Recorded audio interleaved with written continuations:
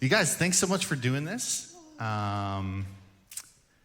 We so appreciate it. Tell us how long you've been married. 23 years yesterday. 23 years yesterday. What? Yeah. Yeah, don't forget the microphone. And how long have you been at North Central? Oh, that's a harder question. Almost 7 years. Awesome. You guys are a super valuable part of this church family. I hope you know that. We really do love and appreciate you guys so much. So in terms of your marriage, what can you share with us in terms of like how you keep it healthy, what's been working, some tips, some tricks, maybe a recipe or two, Marcella? I don't know. Yeah. We're going to not go with the recipe route. Oh, gosh. Yeah, hold something. Help me. I am nervous. I am really nervous. I figured the easiest way to approach this was to just kind of tell you a little story. I want to share it in the most authentic way possible. So I figured I'd start at the beginning. I met Joel when he was 14 years old. I was a smidge older than he was, a little closer to 18. I was friends with his older brother, and Joel joined his brother at my house at a pool party. That was my first exposure to Joel. He was friends with my little brother, and we were just, he was just a great guy, but he wasn't really on my radar. You jump forward a few years, and I'm crushing pretty hard on someone else. A good guy, but the wrong guy. He just wasn't the right guy for me. And my parents knew that, and my dad demonstrated the power of a well-placed suggestion. And he didn't, point out all the things I was doing wrong or, where I was headed in the wrong direction, but he just said, who'd be really good for you? And I'm a teenager, so the eyes just roll back hard, and I'm like, oh my gosh, here it comes. And my dad just goes, Joel Bialek, he'd be good for you. And I just, what? He's my little brother's friend, kind of but my dad planted a seed in my mind, and I started thinking, here's this man that I love and trust. My dad is great, and he's never led me in the wrong direction. Why does he think that Joel is so great for me? And so I started paying attention to what Joel was like, how I felt after spending time with him as a friend, And he was fun, and he was friendly, and he was kind, and he built people up. And so now it's not just, cool Joel, he's fun. Now it's butterflies and fireworks, and I'm excited to, I want Joel. I don't want to imagine a life where he's not in it. And you fast forward a few years, and I've been praying, and this blessing comes. Joel feels the same way, and I am excited. I am excited, and but I realize that this isn't something small. This is something special, and this is something that deserves to be treated very, very well. And he felt the same way. So I made it a point early on, as we were talking about marriage, that we were going to do this in a way that honored the Lord to the best of our ability. So much so, would you open that up for me? No, the phone. We chose to engrave in our rings Ephesians 3, starting with verse 14. And it says this: "For this reason I kneel before the Father, from whom every family in heaven and on earth derives its name. I pray that out of his glorious riches he may strengthen you with power through his Spirit in your inner being, so that Christ may dwell in your hearts through faith. And I pray that you, being rooted and established in love, may have power together with all the Lord's holy people to grasp how wide, long, and high and deep is the love of Christ, and to know this love that surpasses knowledge, that you may be filled to the measure of all the fullness of God. Now to him who is able to do immeasurably more than all we ask or imagine, according to his power that is at work within us, to him be the glory in the church and in Christ Jesus throughout all generations, forever and ever." Now, we recognize that this is in reference to our salvation, but we thought the Lord cares as much about our marriage as he does about salvation. So we wanted to apply this. And this is where Joel really shines. You know, after a short time in marriage, reality hits. There's a recession. And we had talked about wanting to talk about being intentional in our communication. But communication isn't just words. A lot of it is action. And this is where Joel really shines. You know, reality hits, the fireworks fade, the butterflies fade, and then you have the opportunity to really demonstrate your commitment and your love for one another. And this is what Joel did really well. There was a recession early on. Money was tight, and Joel was generous. Joel made it very clear that he wanted me to take care of myself and have the things that I needed. 4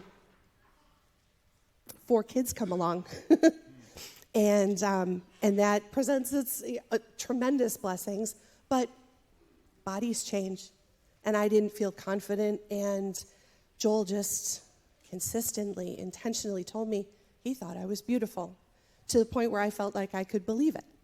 Where else was it? Oh, and then really the big one, you know, the Lord started, we had 4 kids, but we also, thank you. We had 4 kids, but we also had 4 miscarriages. And through that process, the Lord started really refining me and digging up some really unhealthy thought processes that I needed to deal with. And through the whole thing, you know, sometimes I was emotional when I should have been thoughtful. And there was things that I clung to that just weren't true, and Joel was patient. And he never reacted to me, he responded to me. And those things, all of that, cumulatively, consistently, and intentionally over time, created an environment in our marriage where I felt safe. You know, when you're younger, you think you want fireworks and that's the end all.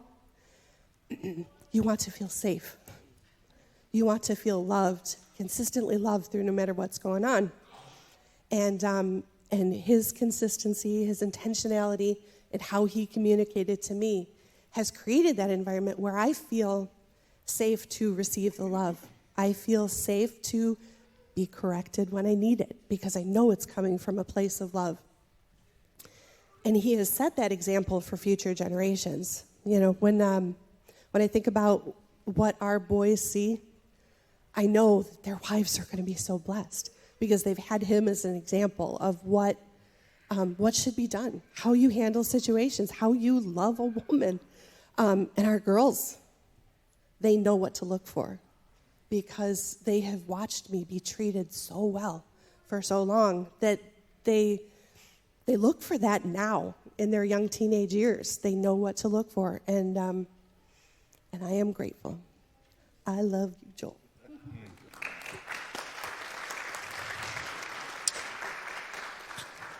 Let me just jump in for a second because I think what you just did is one of the most practical ways to foster a healthy marriage. Did you hear all that encouragement? Right? That's the bare bones of how to love and build up and encourage a spouse. I mean, I have a feeling that's not the first time Marcella has done that here publicly, right? She's doing that privately. And look at the result, you know, it's a healthy marriage. So that was really beautiful, and so helpful, yeah. Yeah, that's it. I can't. No, it's been an amazing 24 years together, but just talk about a learning experience and how quickly it goes. But I wanted to touch back on our verse that's on our wedding bands, and just the promise that the Lord always provides what we need before we need it, and usually above and beyond what we think we need when we need it. And that holds true for who he set aside for me, what I was going to need as a young man, and to grow into an older man, a middle-aged man, and then beyond. He knew the partner I needed. And but in relationships, because it's human to human, right? Humans, we don't have the supernatural ability to know what the other person needs before they need it. And so in talking about intentional communication, nobody has figured out how to read somebody else's mind yet. She's working on it. But because of that, it's, you can read certain emotions. You live with somebody long enough, you can tell when they're bummed out about something. You can tell when they're really excited about something. And so you can see surface things, but nobody can ever truly know what the other person is truly thinking and feeling. And one thing that Marcella has done and cultivated and really excelled in is the intentional communications in the form of questions. So she helps draw out of me what I'm thinking and feeling to better, not only to help me work through things, but so that she can figure out a way to be there for me and to meet that need. And it is such an intentional practice, and it goes beyond, hey, how are you feeling, or what can I do? There's a counseling aspect to it that she's developed over the years. And how do you get better at asking questions? You ask a lot of questions, and not not too many questions. It's not in a nagging way. Don't misunderstand me. But over the years, she's gotten very, very good at asking questions to draw those things out of me. If I'm feeling a certain way, if she knows I'm stressed, she'll ask things in a certain way that cause me to talk about it and to change up my perspective. And she does it with the kids too. She's opened my eyes to how some of our kids think and feel in how she asks them questions. And the end result, again, is as a spouse, as her husband, I feel safe to talk about those things. I feel safe to share those things.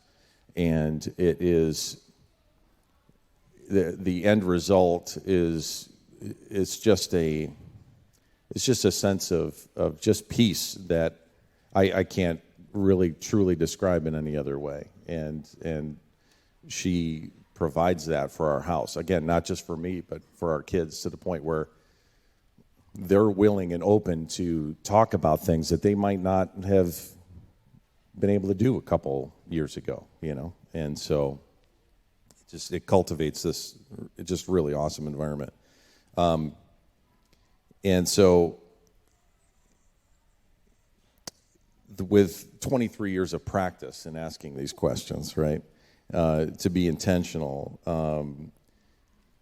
she's also developed a lot of patience.